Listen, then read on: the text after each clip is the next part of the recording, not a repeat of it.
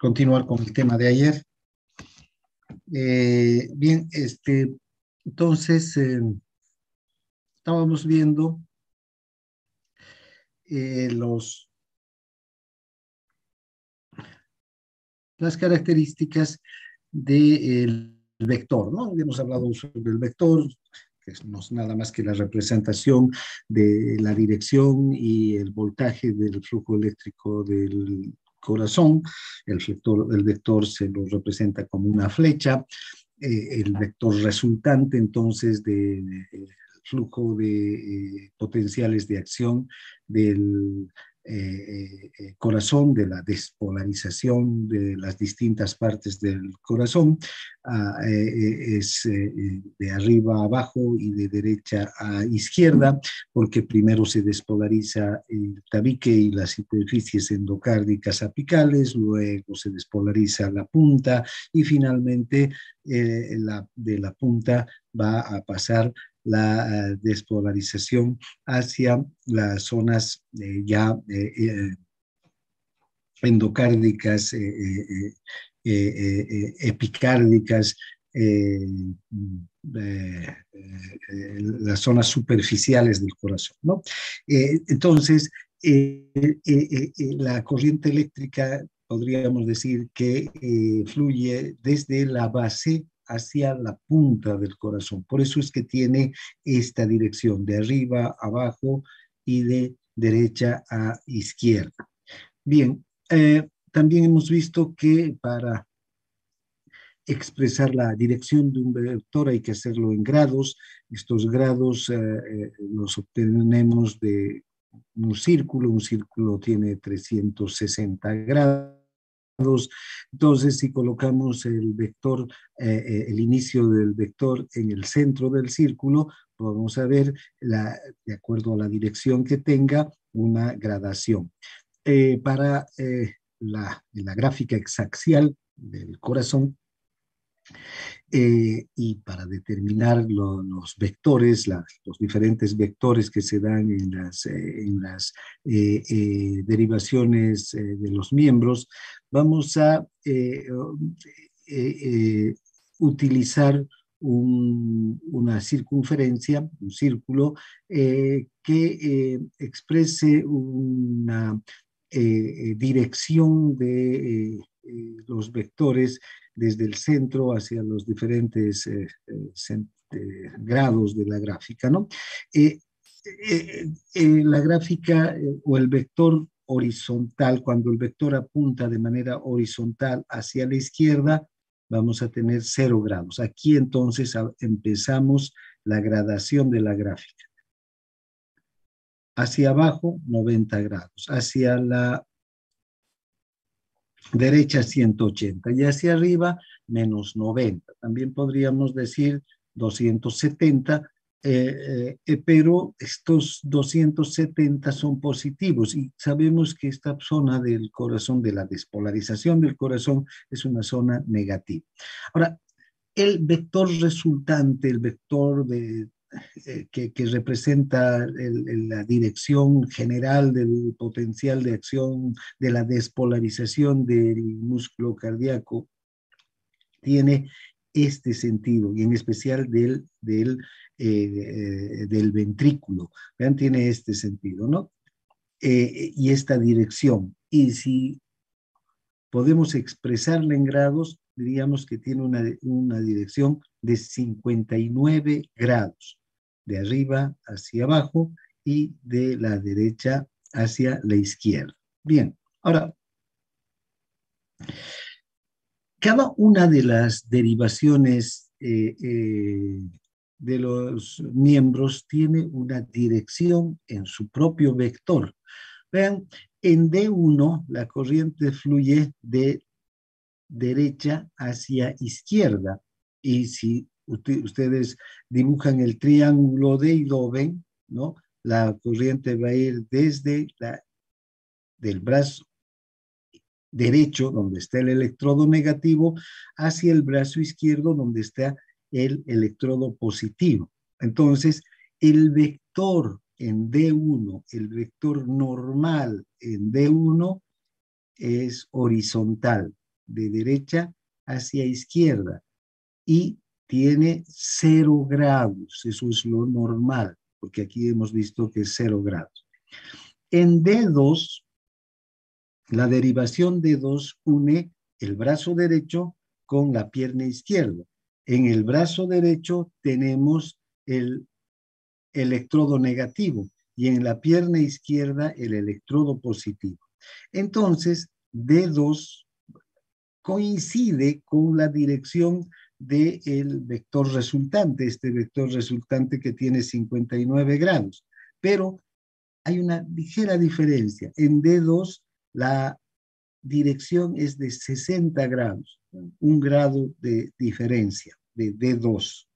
Por eso es también que si ustedes recuerdan, el voltaje de D2 es más alto que D1 y D3. Ahora, D3 va a unir el brazo izquierdo con la pierna izquierda. Y vean, va a tener una dirección que va a cambiar un poquito.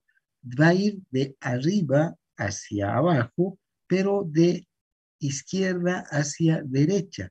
Y va a dibujarse en este otro cuadrante. Y va a tener una dirección exacta de 120 grados. ¿Sí? Luego, ABR, ABL y ABF tienen un solo electrodo explorador. No es como D1, D2, donde hay el electrodo negativo y el electrodo positivo. Entonces, el electrodo, la corriente va a fluir en dirección hacia donde está el electrodo. En ABR, vean, el electrodo está en el brazo derecho, ¿sí? Y el vector va a apuntar hacia ahí, hacia el brazo derecho. Entonces va a tener una gradación de 210 grados, ¿no? Porque hasta aquí tenemos 180, 200, 210 grados. En ABL, la corriente va a ir hacia el brazo izquierdo, donde está el electrodo explorador, y el vector va a tener menos 30 grados, ¿sí? Y ABF, la corriente va a fluir hacia abajo, hacia donde está la pierna izquierda, va a ir directamente hacia abajo, y el vector va a tener 90 grados. Entonces recuerden estas direcciones de los vectores. D1 es de 0 grados, D2 60 y D3 120, ABR 210, ABL menos 30 y ABF 90. Bien, ahora, nos vamos a concentrar en estas 3 derivaciones y vamos a ver cómo se dibujan los vectores en estas 3 derivaciones y cómo además se dibuja el electrocardiograma en estas 3 derivaciones.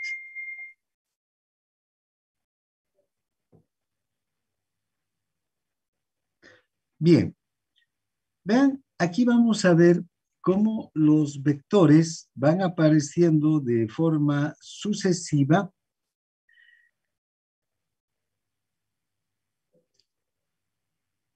durante la despolarización de los ventrículos y cómo se va al mismo tiempo dibujando el complejo QRS. Aquí tenemos 5 gráficas, ¿no?, que representan la despolarización de las diferentes zonas del ventrículo. Vean, aquí vemos la gráfica que representa la despolarización del tabique. Hemos dicho que el tabique es lo primero que se despolariza. Y vean cómo se van a dibujar los vectores en D1, en D2 y en D3, y además el vector resultante de las tres derivaciones. El vector del eje eléctrico del corazón, cuánto va a medir en este momento cuando se ha despolarizado el tabique. Pero al mismo tiempo podemos ir viendo cómo se va dibujando la onda del electrocardiograma, la onda R del electrocardiograma en, en el papel del registro del electrocardiograma. Luego vemos cómo ya cuando se despolariza ya la punta, pero todavía falta, ¿no?, las superficies más externas de la punta, como el tabique ha aumentado, o perdón, como el vector ha aumentado de tamaño, y también los vectores de cada una de las derivaciones, y también la onda R, vean cómo se va dibujando. Luego, en un tercer gráfico vemos cómo ya las superficies endocárdicas de los ventrículos se han despolarizado, además de la punta, las superficies endocárdicas, y solamente quedan las superficies epicárdicas, y el vector se va nuevamente achicando, y la onda R va bajando de tamaño también, y vemos también cómo prácticamente todo el ventrículo se ha casi despolarizado y queda solamente esta parte pequeña del ventrículo izquierdo, de la superficie epicárdica de la base del ventrículo izquierdo, y hacia ahí apunta el vector, porque es la única zona que no está despolarizada. Aquí todavía las cargas son positivas y está apuntando el vector hacia ahí, y vean cómo la onda también cambian los vectores acá, ¿no?, de cada una de las derivaciones, se dibujan de manera diferente, y también la onda del electrocardiograma se dibuja la onda S, baja por debajo de la isoeléctrica la línea, y finalmente se va a dibujar cuando termina totalmente, se despolariza el ventrículo, ¿eh? Sí, ya cuando el ventrículo está totalmente despolarizado, ya no hay una sola parte donde se despolarice el ventrículo, se vuelve a la isoeléctrica. Bien, vamos viendo estas gráficas de la propagación del impulso paso a paso y milisegundo a milisegundo. Empezaremos con A.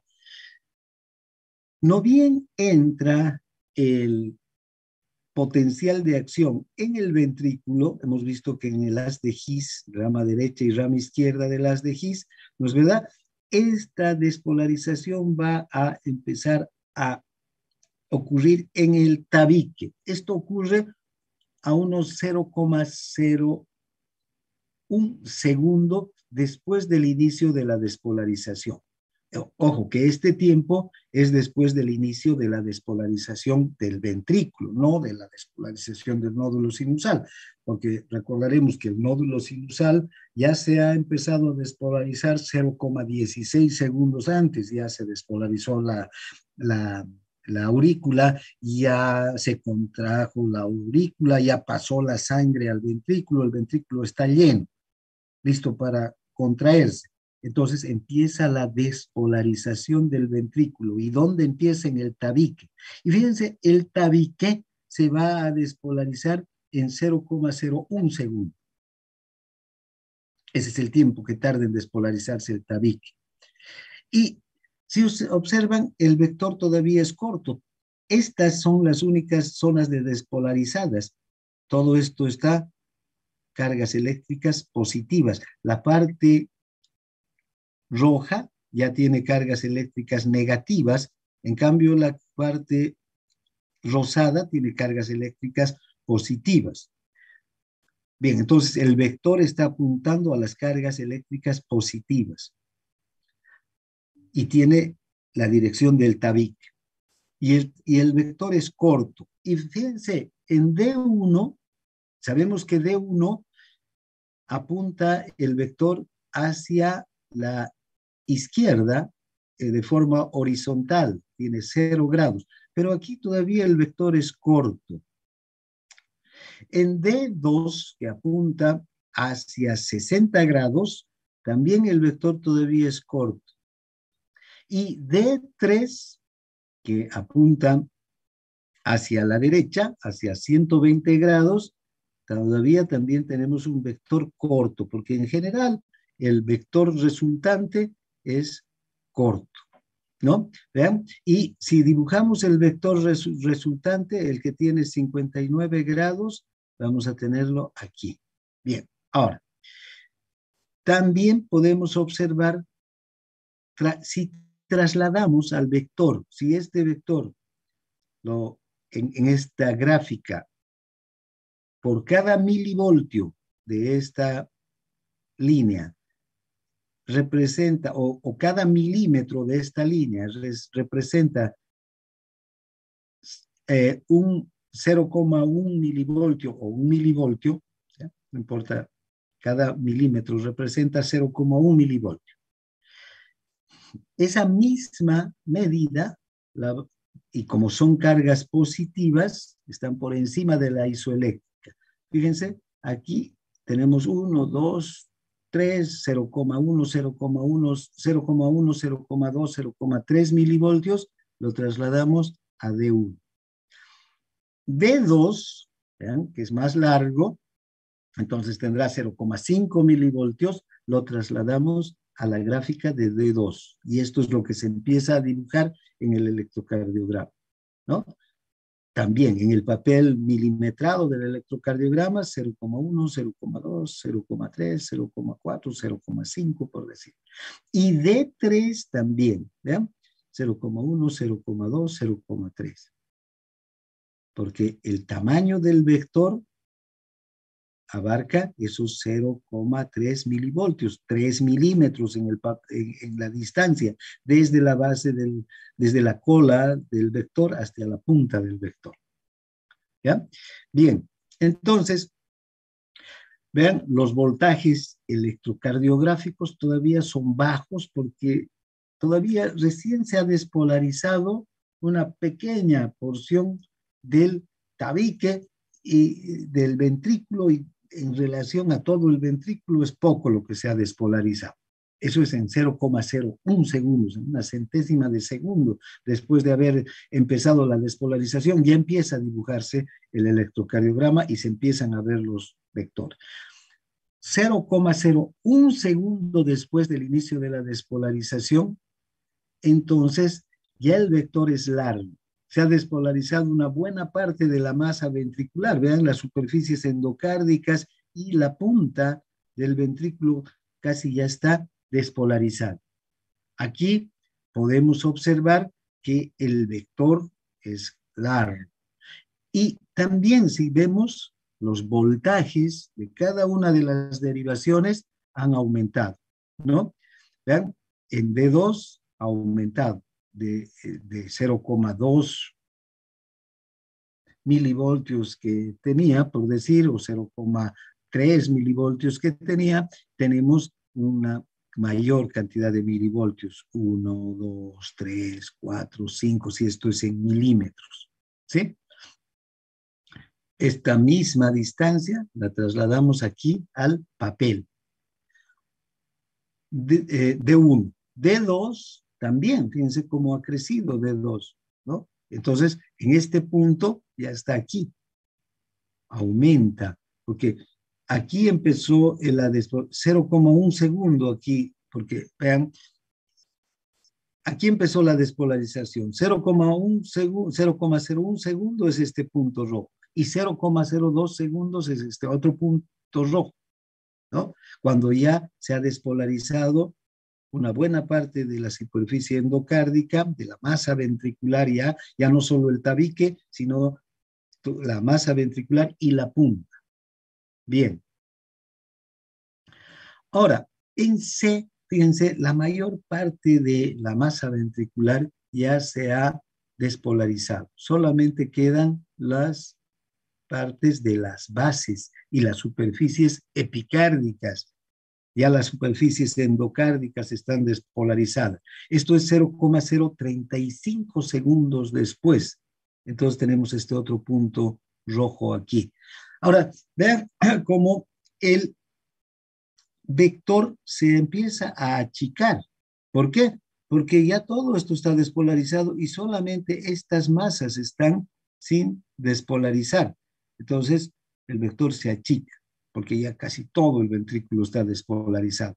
Y podemos observar que en D1 también se achica, en D2 también se achica, y D3 también se achica. Y como pueden ver, empieza a disminuir el tamaño de la onda R, porque se está achicando ya el vector, está disminuyendo el tamaño de la onda. El pico de la onda R ya se alcanzó en 0,02 segundos. En 0,035 ya empieza a disminuir el tamaño de la onda R. Los voltajes electrocardiográficos son más bajos, ¿no?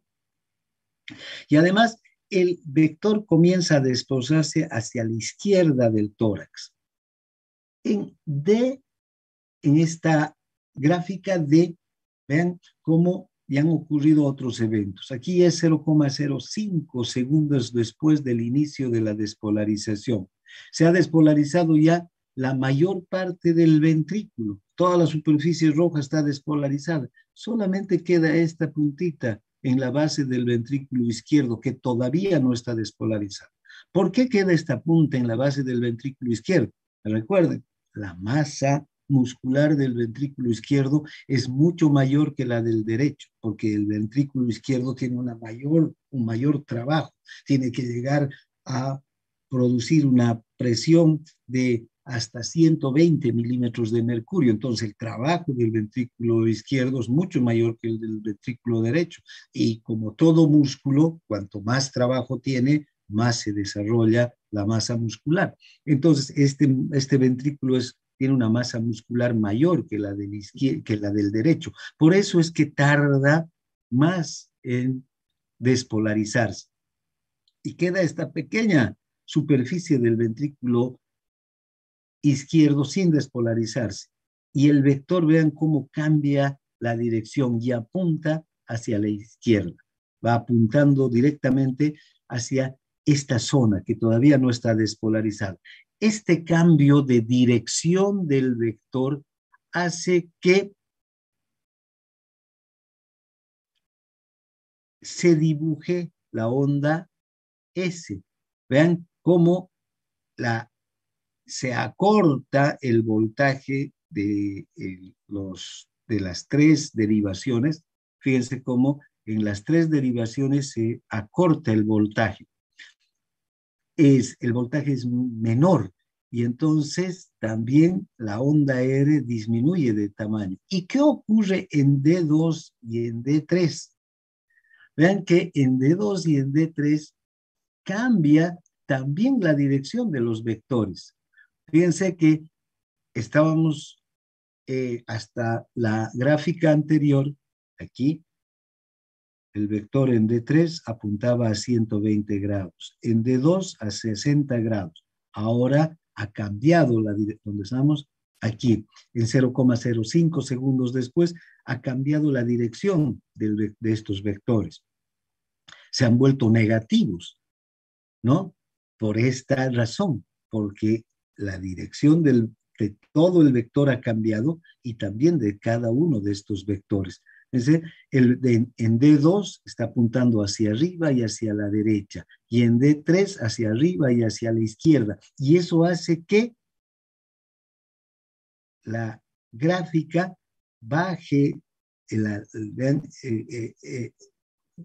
pase la isoeléctrica y se establezca por el punto ya de terminación por debajo de la isoeléctrica. Aquí se está dibujando la onda S.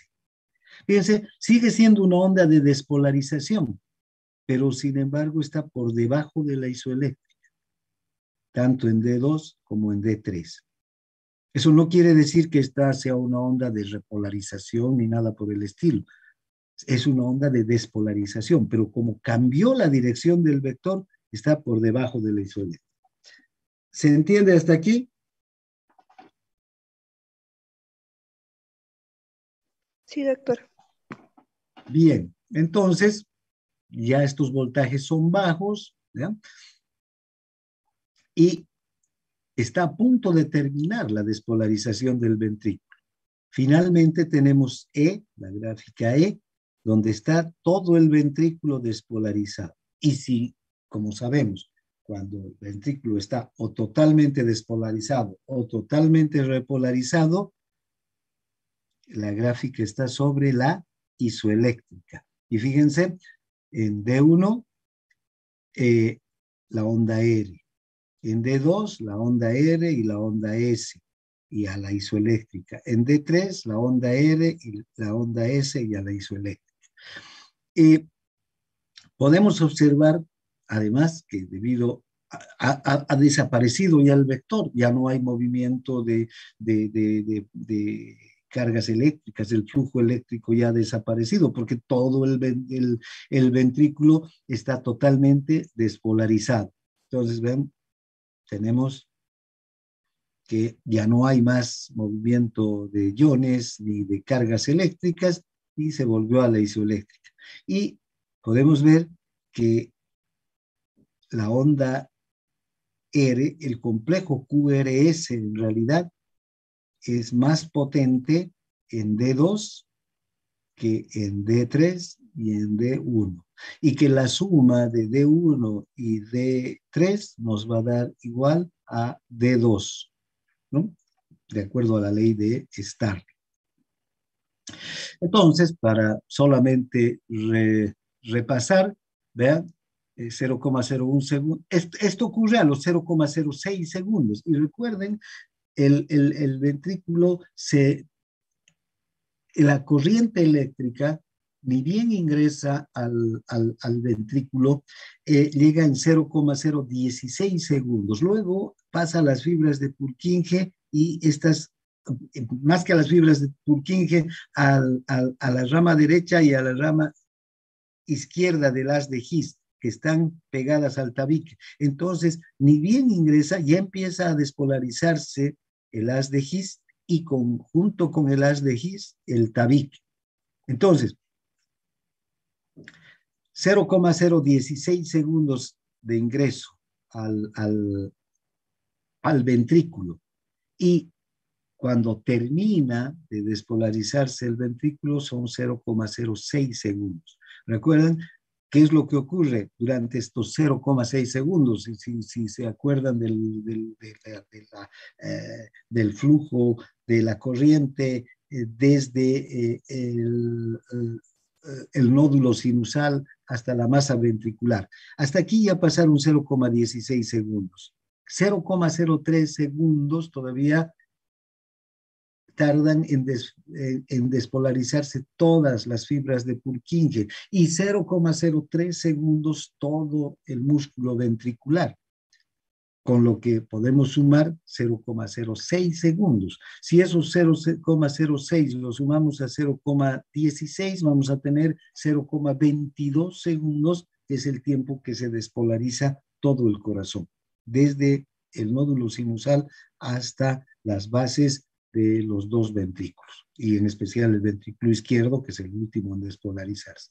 Bien, entonces, vean, estos son los tiempos. En 0,01 segundos ya se ha despolarizado el tabique. En 0,02 segundos se ha despolarizado el tabique, que ya está despolarizado, las superficies endocárdicas y la punta del ventrículo. En 0,03 segundos ya hay una buena parte del corazón, incluidas las superficies epicárdicas, que ya están despolarizadas. Y en 0,035 segundos, prácticamente todo el corazón se ha despolarizado, menos esta parte del ventrículo izquierdo, la última partecita en la base del ventrículo izquierdo, que todavía no está despolarizada. Y finalmente, en 0,06 segundos, está totalmente despolarizado el ventrículo. En este tiempo, entonces, 0,01 segundos, empieza a dibujarse la onda R, ¿no? 0,02 llega el pico de la onda R, luego en 0,035 ya disminuye el voltaje de la onda R, ¿no? El vector también se va achicando, en 0,05 termina prácticamente de despolarizarse el ventrículo, aunque queda una pequeña parte, por eso es que cambia de dirección el vector, y en D2 y en D3 se dibuja la onda S. Y finalmente en 0,06 está totalmente despolarizado y todo vuelve a la isoeléctrica y tenemos la onda R y la onda S, la onda R, la onda S, la onda R. Bien, entonces eso es lo que sucede en la despolarización del ventrículo. Ahora veamos la repolarización del ventrículo. Aquí se dibuja la onda T. Ahora, si ustedes ven esta gráfica de aquí arriba, pueden observar que el ventrículo empieza a repolarizarse en el mismo lugar donde ha terminado la despolarización.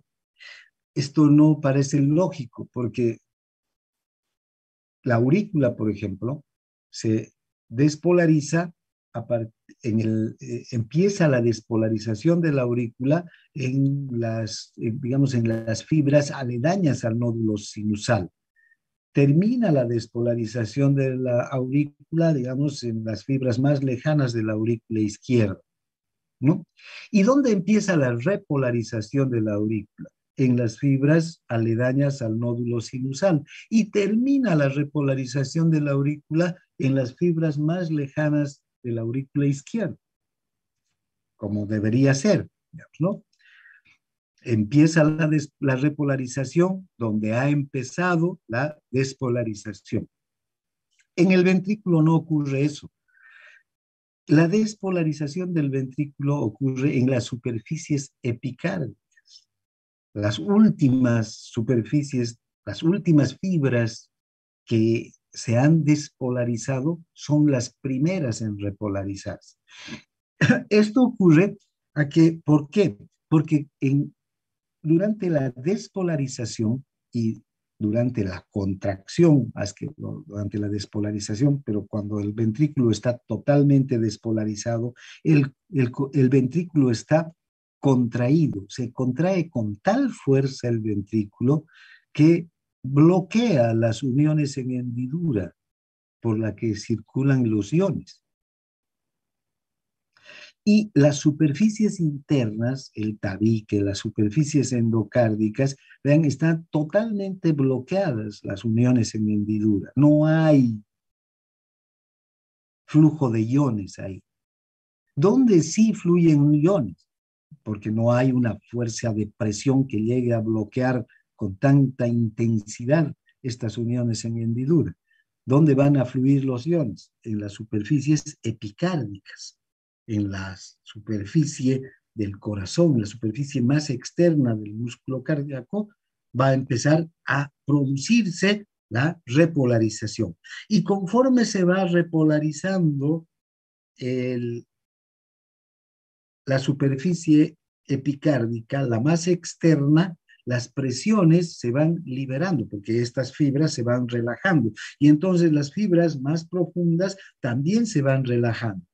La presión en las fibras más profundas, en las superficies endocárdicas es menor, entonces también se empiezan a repolarizar. Y finalmente, la parte donde mayor presión se está soportando, el tabique, al final, cuando ya están repolarizadas las superficies epicárdicas y las superficies endocárdicas, ya no hay tanta presión y entonces los iones fluyen ya a nivel del tabique y el tabique se repolariza. Entonces vean, la repolarización del ventrículo muestra un comportamiento, digamos, contrario, inverso, no contrario, sino inverso a la repolarización en la aurícula o en cualquier otro músculo.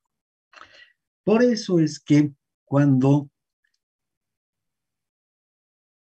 fíjense ustedes acá, empieza la repolarización del ventrículo, esta ya es la onda T que se va a dibujar, la onda de repolarización. La onda T, fíjense, cuando empieza la repolarización del ventrículo, el vector está apuntando hacia las superficies epicárdicas. ¿Y hacia dónde? hacia abajo y hacia la izquierda. Y también en D1, D2 y D3 está apuntando hacia abajo y hacia la izquierda. Y entonces, en el primer momento de la repolarización, empieza a dibujarse la onda T, y es una onda que por esta dirección del vector, vean, nos está dibujando una onda por encima de la isoeléctrica. Conforme va pasando la repolarización, ya se ha repolarizado la punta, fíjense, y el vector sigue apuntando hacia las cargas positivas, que ya aquí hay cargas positivas nuevamente. Aumenta su pico máximo. Luego, cuando ya se ha repolarizado toda la superficie epicárdica, ¿vean? Y, y parte de la superficie endocárdica empieza también a disminuir ya el vector, el tamaño del vector, y también va disminuyendo la amplitud de la onda T, el voltaje va disminuyendo, ¿no? Cuando solo queda el tabique, lo último para repolarizarse, todavía el vector tiene esta dirección de arriba a abajo y de derecha a izquierda. Y entonces va disminuyendo, pero ya es un vector corto, va disminuyendo la onda T, el voltaje de la onda T. Y finalmente, cuando ya se ha repolarizado todo el ventrículo, vuelve hacia la isoeléctrica, ¿no? Todas vuelven a la isoeléctrica. Entonces, en D1, en D2 y en D3 se va a dibujar una onda T por encima de la isoeléctrica. Todo este periodo va a durar unos 0,15 segundos después de la despolarización. Cuando termina la despolarización, todo queda despolarizado, todo, absolutamente. Y esa despolarización se mantiene así todavía 0,5 segundos. Esto permite que la contracción del músculo se mantenga. Es decir, el músculo cardíaco no se contrae y se relaja, sino se contrae y queda contraído un periodo, en el caso del ventrículo, que puede durar hasta 0,35 segundos desde el inicio de la contracción en los tabiques hasta la finalización de la contracción en los mismos ventrículos. Entonces, todavía hay unos 0,15 segundos que se mantiene la despolarización, totalmente despolarizado el músculo y contraído.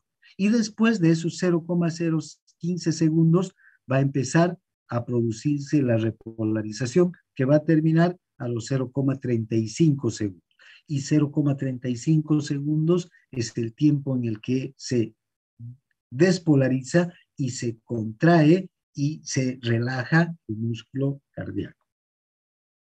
Bien, entonces, ¿han entendido por qué se forma así la onda T?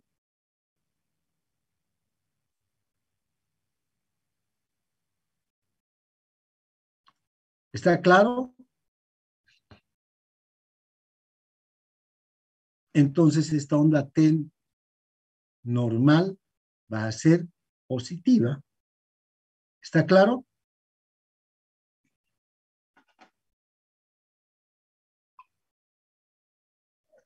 ¿O hay alguna duda? Bueno, si no hay opiniones es porque o quedó muy claro o no entendieron nada. Vamos. Ahora, veamos la repolarización de las aurículas. Ya les decía hace un momento que, como cualquier otro músculo, la aurícula va a despolarizarse en un punto, ¿no? Y va a propagarse la despolarización desde ese punto hasta el punto más lejano, y luego la repolarización va a empezar en el mismo punto donde empezó la despolarización y se va a provocar o se va a propagar la repolarización hasta el punto más lejano. Entonces, en el caso de la aurícula, donde empieza la despolarización en el nódulo sinusal. ¿Ven? Entonces, aquí la aurícula se despolariza a partir del nódulo sinusal y desde el nódulo sinusal se propaga hacia la aurícula derecha y hacia la aurícula izquierda. Inmediatamente, si ustedes recuerdan, el nódulo sinusal está conectado con la masa muscular de la aurícula derecha a través de uniones intercaladas, de uniones en hendidura, o sea que del nódulo a la aurícula pasa directamente el, el potencial de acción. Y desde aquí se va a despolarizar hacia toda la superficie o a toda la masa muscular. Entonces, vean, en D1, en D2 y en D3 vamos a tener una... Ahora, el vector tiene esta dirección. El nódulo sinusal está aquí, en la parte posterolateral superior de la aurícula eh, eh, derecha, aquí, en la aurícula derecha, inmediatamente por debajo de la desembocadura de la vena cava superior, entonces aquí arriba, ¿ven? Entonces desde aquí se despolariza la aurícula y la dirección del vector es de arriba a abajo y de derecha hacia izquierda, porque está en la aurícula derecha, está el nódulo sinusal. Entonces, ven, es esta la dirección. Entonces, tanto en D1, D2 y D3, la aurícula se va a despolarizar, ¿no? ¿Vean? Y va a dibujar una onda T. La onda P, perdón. Va a dibujar la onda P, ¿no? Se dibuja la onda P, que es una onda positiva, que es una onda de despolarización. El vector es positivo. Ahora, ¿qué pasa con la onda de repolarización? También la aurícula se va a repolarizar aquí. Vamos a utilizar este mismo gráfico, pero vamos a poner otro color, digamos este amarillo. Cuando empieza la repolarización, aquí están ya las cargas positivas, porque esto es lo primero que se repolariza. Recuerden, aquí está. Y en cambio, aquí están las cargas negativas, porque es lo contrario a la despolarización. Todas estas son cargas negativas. ¿Ya? Estamos usando la misma gráfica anterior nada más. ¿Ya? Esta es la gráfica de la despolarización, por eso los estoy haciendo este dibujo inverso, ¿no? Y poniendo las cargas de otro color, las cargas negativas aquí y las positivas aquí arriba. Y entonces el vector ya no va a tener esta dirección, la dirección del vector de despolarización, sino va a tener esta dirección, apuntando hacia estas cargas positivas, que son las primeras, la zona que primero se ha repolarizado. Esto ya es la repolarización. La cola está apuntando hacia las cargas negativas y la cabeza hacia las positivas. Entonces, en este caso, también aquí, en la gráfica exaxial, se van a invertir digamos, el sentido de la despolarización de en cada una de las derivaciones. Y entonces vamos a tener un vector negativo, un vector resultante negativo. Y por eso se dibuja la onda negativa, la onda T auricular es negativa. Obviamente no la vemos, sabemos que no vemos porque ¿qué hay aquí? Aquí está el complejo QRS, ¿no? Que la tapa por completo. Aquí también el complejo QRS que es potente y la tapa por completo. Y aquí también el complejo QRS. Pero está, y es una onda negativa, que es como debe ser la onda de repolarización, o que es como debería dibujarse de acuerdo a lo que hemos estudiado en una primera ideas sobre las ondas de despolarización y repolarización. Las ondas de despolarización están por encima de la isoeléctrica y las de repolarización por debajo de la isoeléctrica. En un músculo como el auricular, que se comporta como cualquier otro músculo, vean, se despolariza en un punto y se repolariza en ese mismo punto, entonces estas dos ondas van a dibujarse así. Entonces, esta es la característica de la onda T auricular, que aunque no la vemos, está.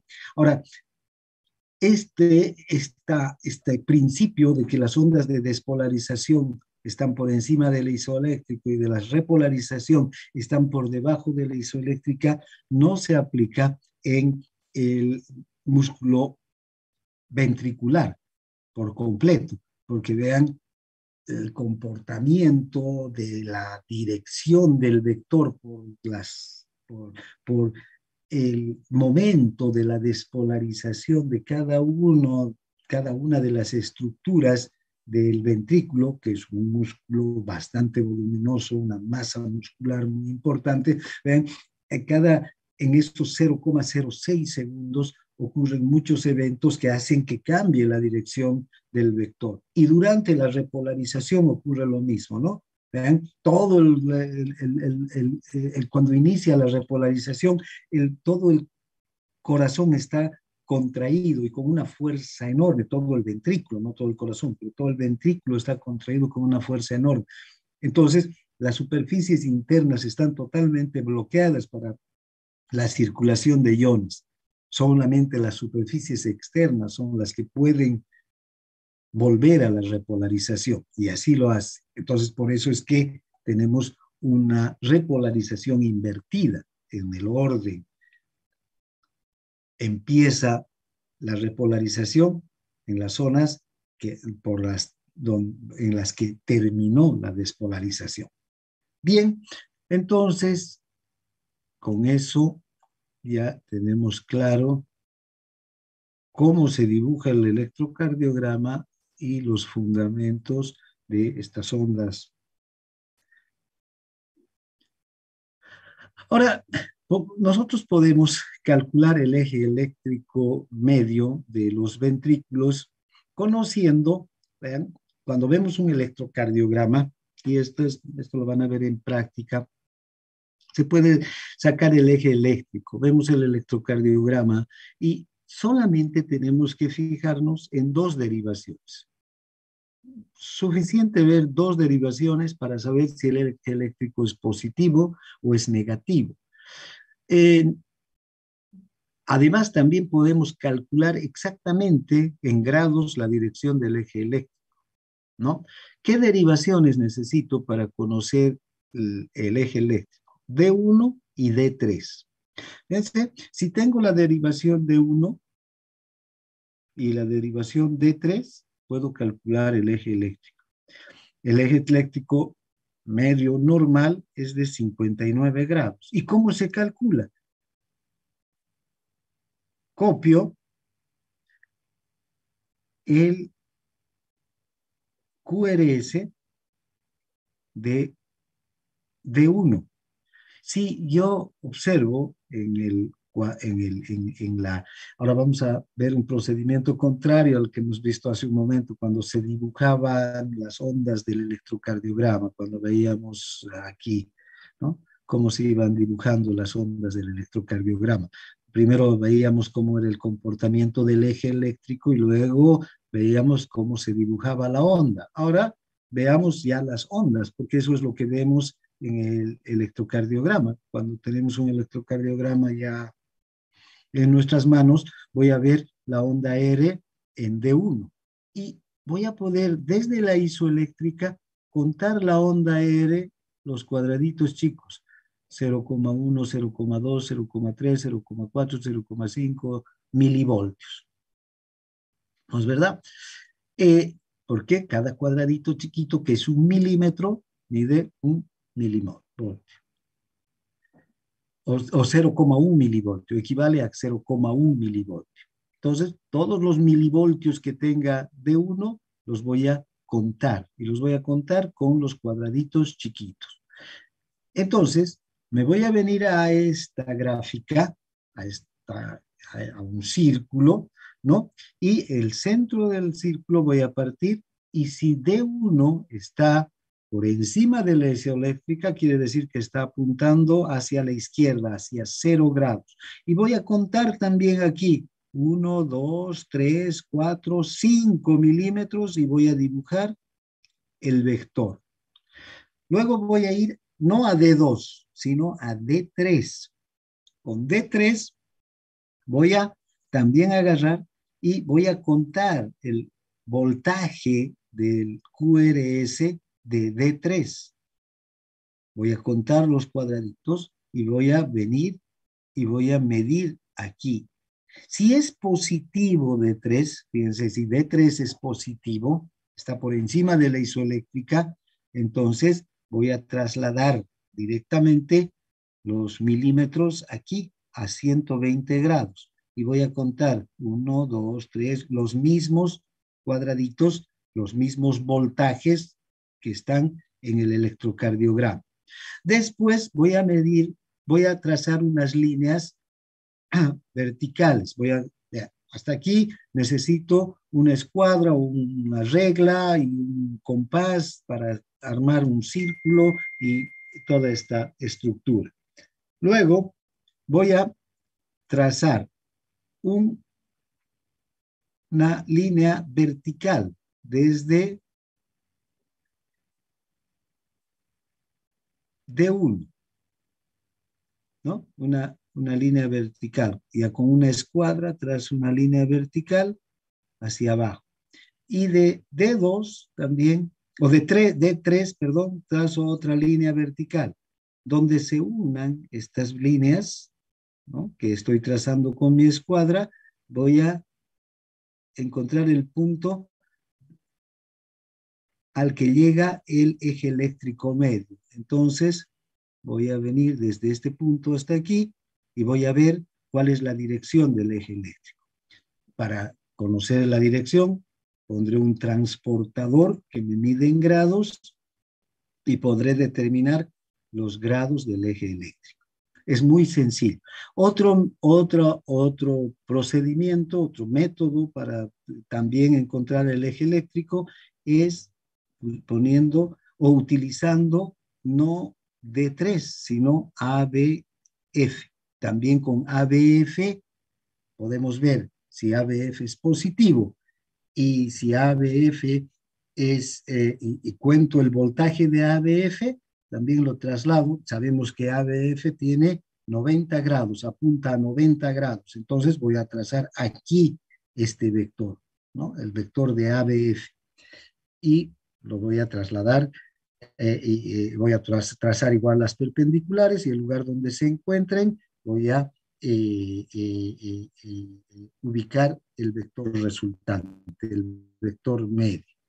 Bien, entonces, ahora, el eje eléctrico normal es de 59 grados, y diríamos que en un círculo, si este es el círculo, por decir mal dibujado, este es el centro del círculo, y el círculo está dividido en 4 cuadrantes, ¿no? Lo normal es encontrarlo en este cuadrante al eje eléctrico, porque puede variar en un individuo u otro, no en todos es 59 grados, pero tiene que estar dentro de este cuadrante aquí, o a veces un poco en este otro, incluso llegar a este otro, pero siempre tiene que estar mirando hacia abajo el eje eléctrico. ¿Sí? Bien, ahora, este eje eléctrico puede, desde luego, cambiar en distintas patologías. Y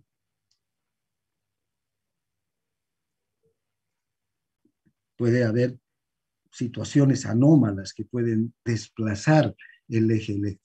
Ahora, hay desplazamientos del eje eléctrico en situaciones fisiológicas, ¿no? Por ejemplo, al final de la expiración profunda, cuando una persona se agacha, en personas obesas, generalmente en todas estas circunstancias, el diafragma comprime al corazón hacia el tórax, ¿no es verdad? Empuja al corazón hacia el tórax y si el corazón descansa sobre el diafragma, fíjense, entonces se va a desviar un tantito hacia la izquierda en todas estas situaciones. En estas otras, al final de una inspiración profunda, cuando la persona está de pie o cuando la persona es alta o de hábitos asténicos, muy delgado, entonces el diafragma no está presionando en estas circunstancias el corazón contra el tórax. Entonces, más bien, el corazón tiende a desplazarse hacia abajo y entonces el eje eléctrico se va a desplazar hacia la derecha.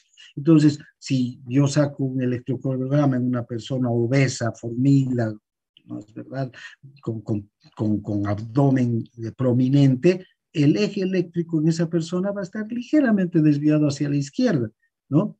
Va a tener entonces menos de 59 grados. En cambio, una persona delgada va a tener más de 59 grados y eso va a ser normal.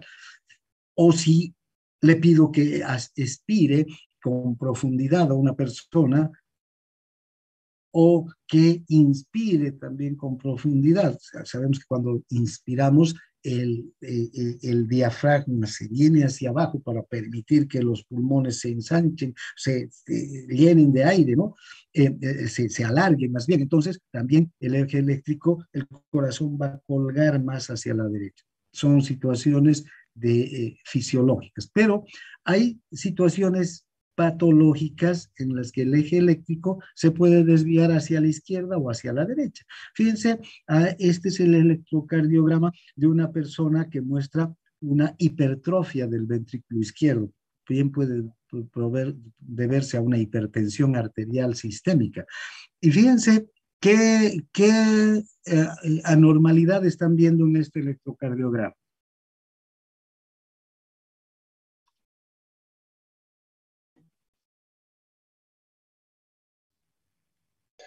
En derivación D3 se ve muy negativo.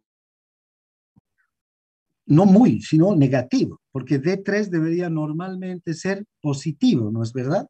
Porque D1 y D2 y D3 son positivos.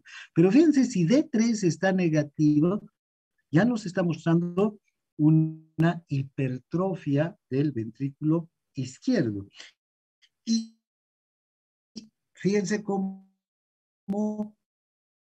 el eje eléctrico se va no está apuntando, normalmente debería apuntar el eje eléctrico de D3 hacia abajo y a la derecha. Aquí debería estar normalmente el eje eléctrico de D3, para que al eje eléctrico lo encontremos aquí, al vector medio. Pero ahora se ha invertido, entonces está apuntando hacia arriba, sobre la misma línea, pero hacia arriba. Entonces, si trazamos las perpendiculares, fíjense, hasta menos 15 puede llegar el eje eléctrico, totalmente desplazado hacia la izquierda, ¿no? Bien, también se puede observar en este caso una ligera prolongación del complejo QRS. El complejo QRS puede medir más de los 0,6 o 0,6 segundos que normalmente mide. ¿Por qué? Porque el ventrículo está hipertrofiado, está más grande, le cuesta más tiempo recorrer todo el ventrículo desde que ingresa el potencial de acción al tabique hasta llegar al extremo del ventrículo izquierdo, ¿no? Este ventrículo está hipertrofiado, le cuesta llegar más, hay más masa muscular para recorrer, entonces se alarga el QRS en estos pacientes. Bien, entonces, esta es una forma de Doctor, una observar. preguntita. Sí, Doctor, dime. en el ventrículo izquierdo solamente se va a ver eso, si hay una hipertrofia, ¿no? Prolongación del complejo QRS y onda R negativa en la Negativo. derivación D3. Esas dos nomás se puede ver en el Esas dos. ventrículo hipertrofiado. En el ventrículo izquierdo, sí. ¿Ya? Si es en el Estamos, derecho, doctor. si es en el derecho, vamos a ver este QRS. Fíjense, ¿qué de diferencia hay? Onda R negativa en la derivación de 1, doctor. D1. Fíjense, aquí D1 es lo que está alterado. Y D2 también. Pero fíjense, D1 y D3 está normal, ¿no? D3 está normal. D1 y D2 están negativas. Ahora, si yo trazo, vean, D3 normal hacia los 120 grados, pero D1, como es negativo, ya no apunta hacia 0, sino hacia 180. Entonces, fíjense, copio, cuento los cuadraditos, traigo este voltaje hacia la línea del eje eléctrico y luego trazo las perpendiculares y el eje eléctrico estará desviado ¿hacia dónde? Hacia la derecha. Fíjense cómo aquí se desvía hacia la derecha el eje eléctrico, ¿no? Hasta 170 grados, pues, porque esto es 180. Está, ¿no? Aquí hay 180. En algún punto, bueno, dependiendo de la hipertrofia, puede estar. ¿Cuándo hay hipertrofia del ventrículo derecho? Generalmente cuando hay una hipertensión pulmonar, cuando hay una hipertensión de la arteria pulmonar, del sistema pulmonar.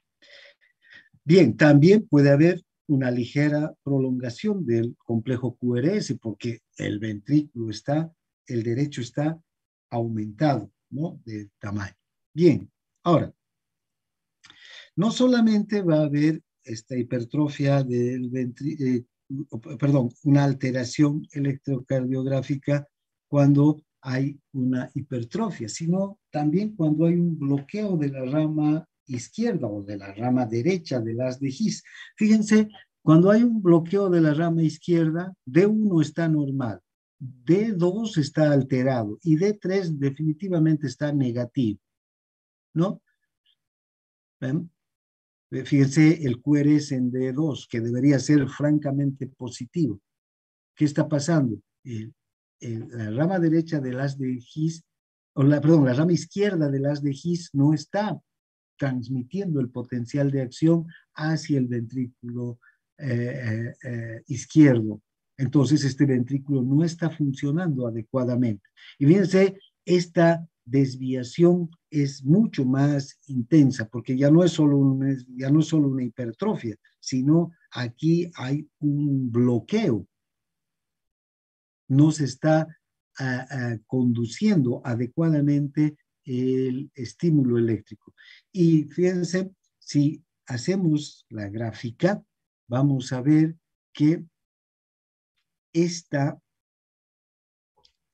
bloqueo puede llegar a dibujar espera un segundito, voy a habilitar mi marcador, aquí está, puede dibujar un eje eléctrico mucho más negativo. El otro era menos 15 solamente. Fíjense, este puede llegar hasta menos 50, mucha mayor electronegatividad, ¿no? Fíjense, estos QRS, los dos.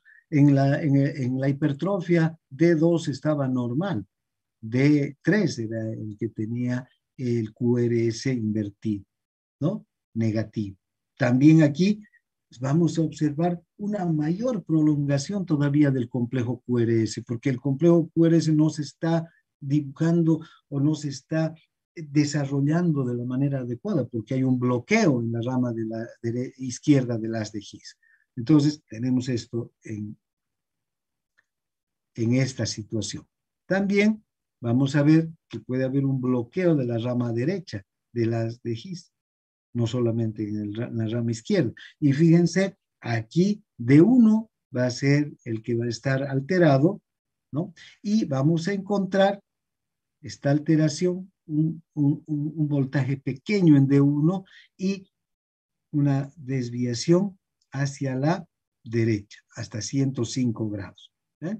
También, si D1 está alterado, ya D1 no apunta hacia la izquierda, sino hacia la derecha. Está apuntando hacia 180 grados. Normalmente debería apuntar hacia 0, pero como está negativo, está apuntando hacia 180. Y entonces, si trazamos aquí las perpendiculares, vamos a ver que el eje eléctrico está desviado hasta 105. También hay una prolongación del complejo QRS. Puede haber incluso situaciones que provoquen una desviación mucho mayor, ya complejos QRS totalmente alterados, ¿no? Cuando D1 y D3 son negativos, o cuando D1 y ABF son negativos, los dos. Fíjense, D1 negativo y D3 negativo. ¿Dónde está? D1 negativo y D3 negativo, si este D3 también estuviera negativo, entonces el eje eléctrico va a apuntar ¿hacia dónde? Hacia el cuadrante superior derecho, una desviación ya anómala del funcionamiento de la carga eléctrica y del corazón en general. Bien.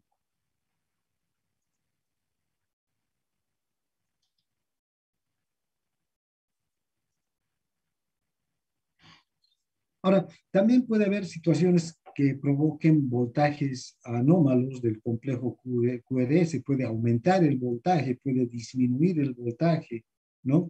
Que esta disminución del voltaje puede ser por las enfermedades cardíacas propiamente dichas, o también por enfermedades o alteraciones que afecten a los tejidos que rodean el corazón, que no sea el corazón el directamente afectado, sino, por ejemplo, las estructuras que rodean al corazón, como los pulmones, ¿no? Entonces, puede haber una disminución del voltaje del electrocardiograma, porque a la carga eléctrica, al potencial de acción, le va a costar pasar más a través de pulmones alterados, a través de pulmones fibrosados, que a través de el tejido pulmonar normal, ¿no? Hasta llegar al tórax, hasta llegar a las extremidades.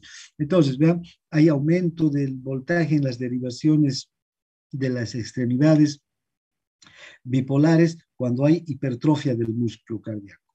Desde luego, ya sea del músculo del corazón izquierdo, del corazón derecho, si hay una hipertrofia, esta hipertrofia se va a observar en un aumento del voltaje en las extremidades bipolares. Puede haber también una disminución del voltaje producida por miocardiopatías, ¿no? En especial cuando hay infarto de miocardio, no un infarto reciente, pero sí infartos antiguos, y que estos infartos antiguos han provocado un daño en el corazón disminuye en su capacidad de bomba, y aunque se recupera, el corazón puede seguir funcionando y el individuo seguir viviendo, disminuye la masa muscular, porque ya no es ese corazón, digamos, que responde a todas las exigencias del organismo, que si subo gradas, que si corro, que si nado, que si ando en bicicleta o cualquier actividad física, el corazón va a responder. En una persona que ya tiene un infarto, que ha presentado un anterior infarto, el corazón ya no es el mismo, ya no responde de la misma manera. Entonces disminuye, y como todo músculo va perdiendo una masa muscular cuando no es ejercitado. Entonces, vean, disminuye la masa muscular. En estas situaciones va a haber una disminución del voltaje y también una prolongación del QRS, ¿no? Aquí podemos observar un electrocardiograma de bajo voltaje, por ejemplo, en D1, en D2, invertido el QRS, pero vean, hay voltajes bajos, ya no son los mismos que los voltajes normales. También puede haber una disminución del voltaje en electrocardiogramas de personas que tengan, por ejemplo, un líquido, un derrame pericárdico. El líquido en el pericardio va a interferir con la transmisión correcta del potencial de acción hacia la superficie del cuerpo. Entonces va a haber un cortocircuito y una disminución del voltaje en el electrocardiograma.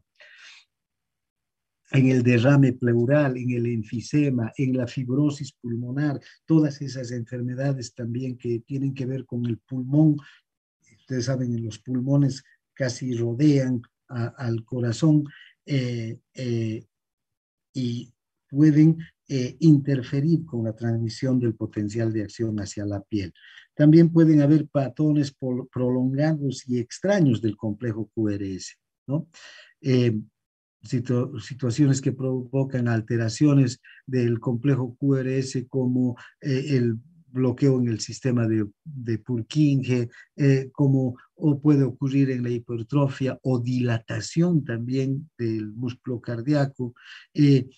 Puede haber situaciones producidas por la destrucción del músculo cardíaco, ¿no? Ya sea por infartos o también por traumatismos. Puede haber un trauma que daña el músculo cardíaco, el músculo se recupere, pero quede con zonas de cicatrización, ¿no? Diferentes bloqueos también a diferentes niveles del sistema de conducción también pueden producir patrones prolongados y extraños en el electrocardiograma. Hay una situación que es la corriente de lesión, y esta corriente de lesión se presenta cuando hay un infarto de miocardio, y ese infarto lleva a la muerte de una parte del músculo cardíaco, y esa parte del músculo cardíaco muerta se puede recuperar, se va a presentar una sustitución de las células musculares por un tejido cicatrizal, un tejido fibroso, que ya no tiene las mismas características del músculo cardíaco. Ese tejido no se despolariza ni se repolariza. Vean, siempre va a estar despolarizado. Y el músculo cardíaco va a aparentar en algunas zonas estar despolarizado todo el tiempo. No va a volver a la repolarización. Va a estar despolarizado en una parte, en la parte de la cicatriz, donde está el tejido cicatrizal. Entonces, la corriente va a fluir entre las zonas despolarizadas de manera patológica y entre las zonas repolarizadas de manera normal. A eso se determina corriente de lesión.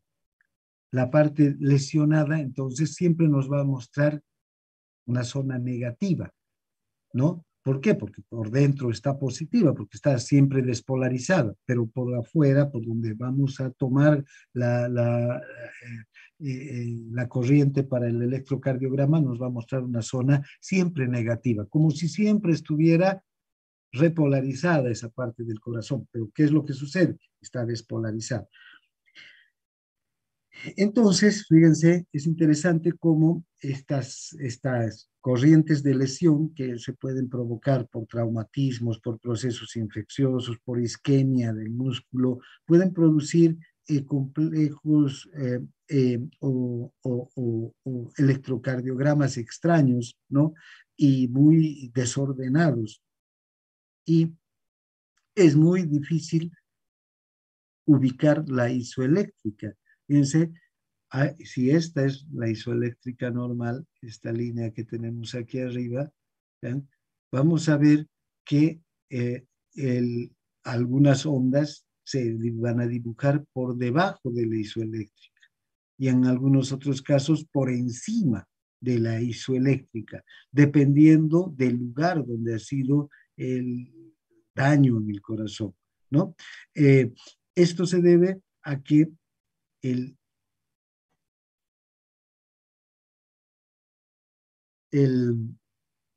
vector va a estar siempre mostrando un comportamiento diferente durante la despolarización. Fíjense, durante la despolarización,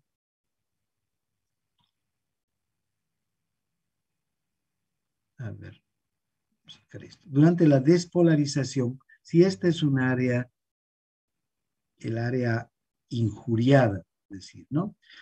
Este es el área dañada, este es el área que ha sido sustituida por un tejido fibroso. Esta área está permanentemente despolarizada, ¿no? ¿Sí? Permanentemente despolarizada. Entonces, cuando empieza la despolarización, el vector está apuntando en sentido contrario a las zonas no despolarizadas. Este es el momento en el que empieza la despolarización. Normalmente, cuando empieza la despolarización en un corazón normal, no hay esta área ya despolarizada, todo está despolarizado y el vector está apuntando hacia la punta, en este sentido. Pero vean cómo en estos electrocardiogramas ya el vector empieza apuntando hacia un lado. Por eso es que se dibuja una onda T o un complejo QRS anormal. Luego tenemos cuando se empieza a despolarizar el tabique, se empieza a mover el vector. Se empiezan a despolarizar las superficies endocárdicas, también el vector se empieza a mover y la punta. Luego, el vector, fíjense, termina apuntando hacia la zona contraria al el daño, porque el daño siempre va a estar despolarizado. Y cuando el músculo cardíaco se haya despolarizado del todo, entonces recién va a volver hacia la isoeléctrica. ¿Y en qué momento el músculo cardíaco y el ventrículo está totalmente despolarizado? Cuando termina la onda S. Entonces, nosotros, cuando tenemos estos electrocardiogramas difíciles de interpretar y donde no podemos observar a la isoeléctrica o no podemos identificar a la isoeléctrica, generalmente como consecuencia de un infarto y de una sustitución del tejido cardíaco por el tejido fibroso, ¿ven? En esos, entonces lo que vamos a hacer es tratar de ubicar dónde termina la onda S. Y en el punto donde termina la onda S está la isoeléctrica. Y a partir de ahí vamos a ver si el corazón se despolariza, ¿vean? El complejo QRS está por debajo de la isoeléctrica o por encima de la isoeléctrica. Bien. Entonces el punto J se llama el punto en el que encontramos a la onda S. Esta vendría a ser la onda S.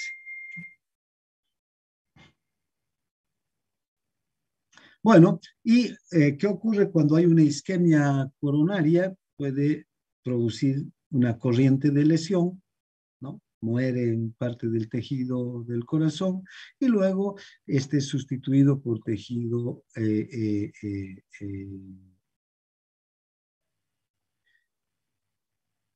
cicatrizal. Ahora, puede haber una corriente anterior del músculo cardíaco, ¿vean? Entonces, vamos a ver el potencial de lesión en la derivación V2. en este caso. Fíjense, en la derivación B2 es donde podemos observar la corriente de lesión. Y tenemos al punto J aquí, al final de la onda S. Debería ser la onda R y la onda S.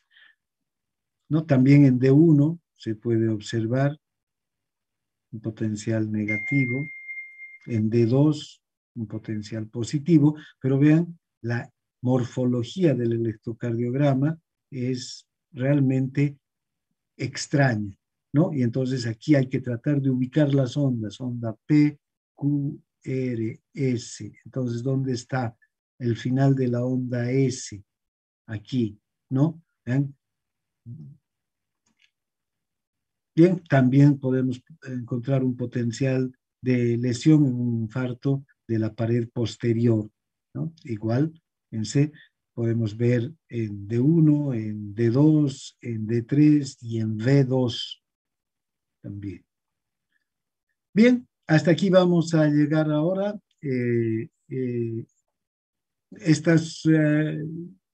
Estas prácticas, ya el electrocardiograma, la interpretación del electrocardiograma, la lectura del electrocardiograma, lo vamos a hacer en las clases prácticas. Bien, si no hay nada más, hasta aquí llegamos hoy. Doctor, una cosita. Sí, dime. No me dio tiempo, no me dio tiempo de apuntar la primera situación que provoca voltaje anormal. Sería que lo podría volver a explicar un poco rápido, por favor. ¿Cuál primera? Justo la primera, después de alteraciones que provocan voltaje, el primer ejemplo que dio. ¿Aquí? Creo que un poco ¿Introducción? más atrás. Ah, más atrás, más atrás. ¿Atrás o adelante? No sé, Atrás, ¿antes o después? antes. Antes. Aquí. Justo después de ese. Ahí. Es el aumento del Ese, por voltaje favor. en las derivaciones. Bueno, ¿cuándo aumenta el voltaje? Y en este caso, en una hipertrofia, si se hipertrofia un músculo, ¿qué sucede? El músculo crece, ¿no es verdad? Entonces, al crecer el músculo, al aumentar de volumen el músculo, va a haber mayor, una mayor producción de potenciales de acción. Entonces, esa mayor producción de potenciales de acción hace que suba el voltaje, ¿sí? Entonces, fíjate, aquí en las derivaciones de las extremidades, cuando hay una hipertrofia del ventrículo, vamos a tener entonces voltajes aumentados. Normalmente las derivaciones en las extremidades tienen voltajes de hasta 2 milivoltios, ¿no? El complejo QRS llega máximo a 2 milivoltios. Puede aumentar más de 2 milivoltios, e incluso la onda R puede ser muy prolongada entre 0,5 y 2 milivoltios, entre el final de la onda R y el principio y el final de la onda S. Fíjate, vamos a, sí, esta es la onda. Entre este punto y este punto puedes medir hasta 4 milivoltios fácilmente en esas derivaciones. En situaciones de hipertrofia del músculo cardíaco, ¿sí? Y normalmente esto debería medir 1.7, 2 milivoltios, ¿no? Esta Gracias. distancia. En las derivaciones de D1, D2 y D3. D1, ¿cuánto mide? ¿Recuerdas? Lo normal es 0,5. D2 es 0,7. Y D3, perdón, no, D2 es 1,2. 1,2. Y D3 es igual a 0,7. Si aplicamos la ley de Eidhoven, 0,7 más 0,5, 1,2, ¿no? Entonces, fíjate, esta distancia debería ser 1,2 normalmente en D2 y en D1 0,5 y en D3 0,7 en las derivaciones bipolares. Pero cuando hay una hipertrofia, vas a tener el mismo trazado. La única diferencia va a ser que este trazado va a ser mucho más amplio. Entonces, en vez de que aquí, si esto es D2, sea 1,2, puede llegar hasta 4 incluso, ¿no? Un complejo QRS muy amplio. ¿Sí? Porque hay mayor masa muscular. Listo, gracias. Muy bien. Entonces, Doctor, para los grupos, para el grupo B2, después de la práctica, les voy a entregar sus exámenes. doctor, disculpe que Sí. moleste. Pasa que yo no pude llegar a recoger mi examen, no pude llegar a las 11. No sé si se puede hacer algo para que pueda ver mi examen, por favor. Soy del grupo B1. Voy a devolver los exámenes. No, no voy a devolver, voy a publicar las notas. Ah, ya. De todos los grupos, ¿ya? No hay problema. Voy a Gracias, publicar. doctor. Sí, sí. En la plataforma, ¿no? ¿La puede No, traer hoy, doctor? las voy a publicar en el chat de WhatsApp. Ah, ya, listo. Gracias, doctor. Prueba. ¿Listo? Y hoy, doctor, junto con las del B2, ¿no las No, puede no, traer? ya no puedo, pues tienen que ir cuando les corresponde, ¿sí? Entonces ahora voy a llevar del B2, mañana del B3. Ayer el llevado del B1, no ha ido nadie, ya no es mi culpa, ¿no? Que, por comodidad o por lo que ustedes quieran, debieron haber estado, pero bueno, entonces ahora voy a entregar del B2. Bien, Ya, perfecto. entonces aquí termina la clase, nos vemos allá con los del B2.